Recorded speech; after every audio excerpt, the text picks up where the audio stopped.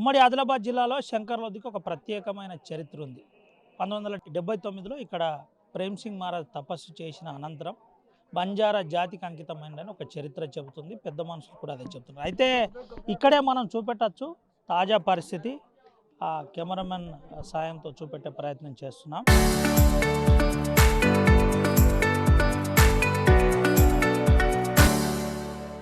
కనీసం ఎక్కడానికి మెట్లు లేవు.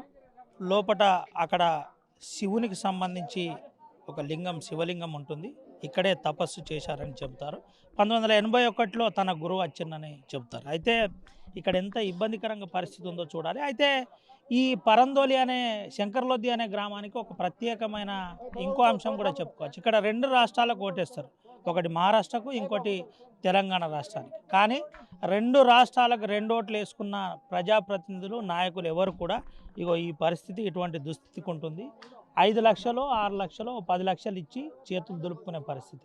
ఇటు ఆసిఫాబాద్ నియోజకవర్గంలోని ఎమ్మెల్యే కోవలక్ష్మి ఈ ప్రాంతం కెరమెరి మండలానికి ఎమ్మెల్యేగా ఉన్నారు. అంటే ఈ మండలాలన్నీ కలుపుకొని ఎమ్మెల్యేగా ఉన్నారు.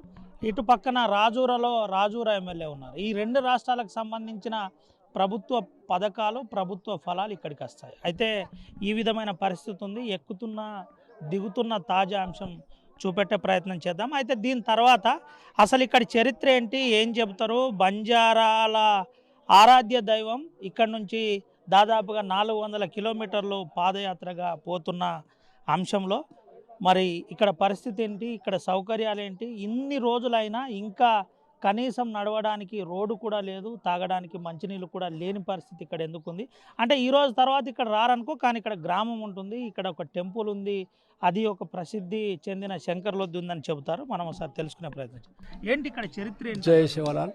ఇది దీక్షాగురు ప్రేమ్ సింగ్ మహారాజ్ 1979లో శివపురాణం ఆధారంగా ఇక్కడైతే శివక్షేత్రం ఉందో ఈ శివక్షేత్రాన్ని సందర్శించడం జరిగింది. అప్పుడే దీక్షారూపంలో 1 సంవత్సరము ఘోర తపస్య చేసి ఇక్కడ ఉండడం వల్ల 1981లో 11వ తారీఖు జనవరి నెలలో మహాన్ తపస్వి రామరావు మహారాజ్ వారి గురించి తెలుసుకొని ఇక్కడ రావడం జరిగింది. మరి అదే సంవత్సరము ఇక్కడ ఈ అభయారణ్యంలో మహాయజ్ఞము జరిగింది. ఇక్కడ నలుమూలల నుంచి మహారాష్ట్ర, తెలంగాణ, ఆంధ్ర ఈ రాష్ట్రాల నుంచి అధిక జనం ఇక్కడ వచ్చి 2-3 సంవత్సరాల మహాశివరాత్రి నాడు మంచి జాతరగా ఏర్పడి తర్వాత రాను రాను ప్రతి సంవత్సరం ఇక్కడ ఈ ఉగాది నాడు మహాపాదయాత్ర ఇక్కడ నుంచి 360 కిలోమీటర్ వెళ్ళడం జరుగుతుంది. ఈ యొక్క పుణ్యక్షేత్రాన్ని ఇక్కడ నుంచి తర్వాత మన ప్రతి 45-46 సంవత్సరాలు ఇప్పుడు దాకా ఎలాంటి డెవలప్మెంట్ లేదు. కానీ మా బంజారా సమాజం ఇప్పటికీ మర్చిపోకుండా ప్రతి సంవత్సరము ఇదే కాలినడక వచ్చి ఇక్కడ చేయడం జరుగుతుంది. దానిలో భాగంగా ఇప్పుడు మన ఏదైతే ప్రభుత్వం ఉందో ఇప్పుడు పోయిన సంవత్సరం కానీ ఈ సంవత్సరం కానీ చూడవచ్చు. అంటే కనీసం నడవడానికి కింద దారి కూడా లేదు, దిగాలంటే ఇబ్బంది, ఎక్కాలంటే ఇబ్బంది, ఏ క్షణమైన ప్రమాదం జరగచ్చు. దీని మీద మీరు ఏం చెప్తారు? ఎందుకు పాలకులను అడగట్లేదు? అంటే ఇది క్షేత్రము మరి మా ఆరాధ్య దైవంలాగా మేము భావిస్తున్నాం తప్ప ప్రభుత్వానికి నిలదీయడానికి ఇప్పుడు దాకా ప్రతి ఎమ్మెల్యే కానీ ప్రతి ప్రభుత్వం ఉన్నదానికి ప్రతి దానికి మనము ప్రతిసారి రామారావు మహారాజ్ ద్వారా మనము ఇక్కడ నుంచి ఢిల్లీ దాకా హైదరాబాద్ అప్పుడు ఉన్న ముఖ్యమంత్రి చంద్రబాబు కానీ మన వైఎస్ రాజశేఖర్ కానీ ప్రతి ఒక్క ముఖ్యమంత్రిలో కలవడం, ఇక్కడ మహారాష్ట్ర ప్రభుత్వానికి కూడా కలవడం జరిగింది. కానీ ఇప్పుడు దాకా ఏదైతే మా పుణ్యక్షేత్రం ఉందో దానికి ప్రభుత్వము ఈ విధంగా చూస్తుంది, మనం అందరం చూస్తున్నాము. మరి ఇక్కడ ఇక్కడ నుంచి ఒక పేనుగంగా కిరణ వస్తుంది. ఇక్కడ నుంచి ఇదే కాకుండా మనకు కొత్తపల్లి దీక్షాభూమి అవడం జరిగింది. అక్కడ నుంచి మనకు పోహరాదేవి ఆ పుణ్యక్షేత్రం కూడా అయింది. కానీ ఇక్కడ ఉన్న డెవలప్మెంట్ మాత్రం ఇదే విధంగా ఉంది. మరి దీన్ని ఇప్పుడు ఏం చెప్తారు పాలకులకు? ఏం చెప్తారు? ఇక్కడ ఉన్న ఎమ్మెల్యే కోవలక్ష్మికి, రాజూరాలో ఉన్న ఎమ్మెల్యేకు ఏం చెప్తారు? ప్రతి ఏదైతే ప్రభుత్వం ఉందో దీనిపైన తొందరగా స్పందించి ఈ యొక్క మా ఆరాధ్య దైవం మా కులదైవంగా భావించి దీనికి తొందరగా మాకు డెవలప్మెంట్ చేయాలని కోరుతున్నాము. చెప్పండి, ఎట్లా చూడొచ్చు? కనీసం నడవడానికి రోడ్ లేదు, తాగడానికి మంచినీళ్ళు లేదు. ప్రతి సంవత్సరం ఉగాది పర్వదినం నాడు అందరూ ఇక్కడికి వచ్చేస్తారు. వేల మంది భక్తులు ఇక్కడికి వచ్చేసి ఎంతో ప్రయాసపడి ఇక్కడికి వస్తున్నారు. వీళ్ళందరికీ మంచి సౌకర్యాలు కల్పించాలని చెప్పేసి ఆశిస్తున్నాం. కానీ మన తెలంగాణ ప్రభుత్వం కావచ్చు, లేకపోతే మహారాష్ట్ర ప్రభుత్వం కావచ్చు, ఇక్కడ ఎలాంటి అభివృద్ధిని చేయడానికి ఇష్టపడడం లేదని అనుకుంటాం. ఇది చేయాలని చెప్పేసి ఎన్నో రోజులుగా నేను కానీ తర్వాత మా కులస్తులు కానీ ఎన్నోసార్లు మనం ఎమ్మెల్యేకి కలిసినాం, కానీ అలాంటి ఇక్కడ ఓన్లీ బంజారాలే వస్తారా, ఇంకా వేరే వాళ్ళు కూడా వచ్చి దర్శనం ఇక్కడ వాస్తవానికి చెప్పాలంటే మా బంజారాలు 1983 నుండే వస్తున్నారు. కానీ అంతకుముందు ఇదంతా కూడా గోండ్ రాజ్యము. ఇక్కడ కొలాం గోండ్వాల్ ఇక్కడ ప్రతి సంవత్సరం ఇక్కడికి వచ్చేసి ఇక్కడ ముందు ఒక గుహ ఉంటుంది, జంగుబాయి గుహ, అక్కడికి కూడా వాళ్ళు వెళ్తారు. మరి ఇక్కడ ఉన్న పాలకులు కూడా ఇదే కులానికి చెందిన వారు, కానీ అభివృద్ధి చేయడంలో ఎలాంటి శ్రద్ధ చూపట్లేదని చెప్పేసి ఆశిస్తున్నాం. ఏం చెప్తారు ఇప్పటికైనా తెలంగాణ రాష్ట్ర ప్రభుత్వానికి, ముఖ్యమంత్రి రేవంత్ రెడ్డి గారికి మీరు ఏం చెప్తారు?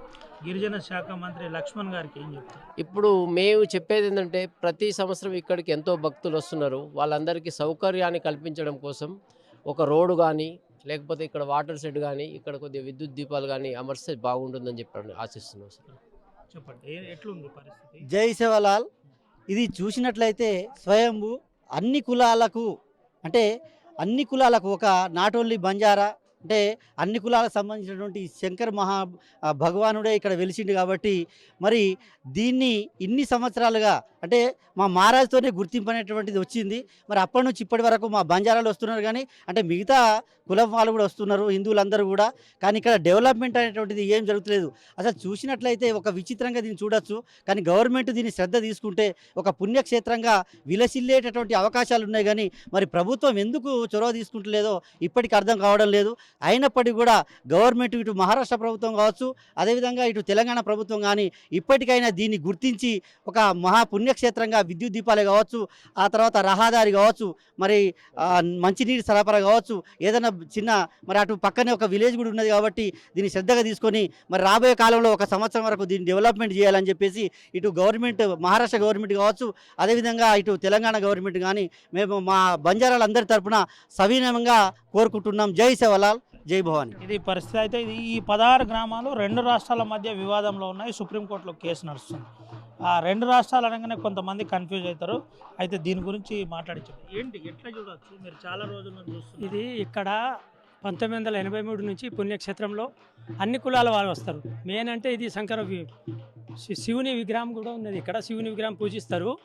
మరియు మా ప్రేమ్ సింగ్ మహారాజ్ దీక్షాభూమి, ప్రేమ్ సింగ్ మహారాజ్ ఇక్కడ నుంచి ఫస్ట్ 1982లో ఇక్కడ తపస్య చేయడం జరిగింది. ఇక్కడ నుంచే తపస్య చేసిన తర్వాత ఇప్పటి వరకు ప్రతి సంవత్సరం ఉగాది నాడు ఇక్కడికి రావడం జరుగుతుంది.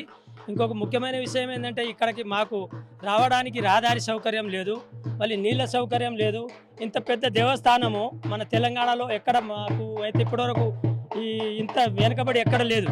కాబట్టి మాకు ఇక్కడ 2 వివాదాస్పద గ్రామాలు ఉన్నాయి. ఎక్కడికి పోయిన